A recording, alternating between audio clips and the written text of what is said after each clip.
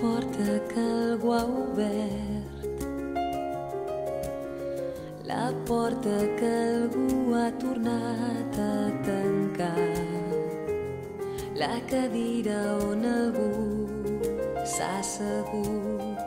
el gat que algú ha manyegat, la fruita que algú ha mossegat, la carta que algú ha llegit,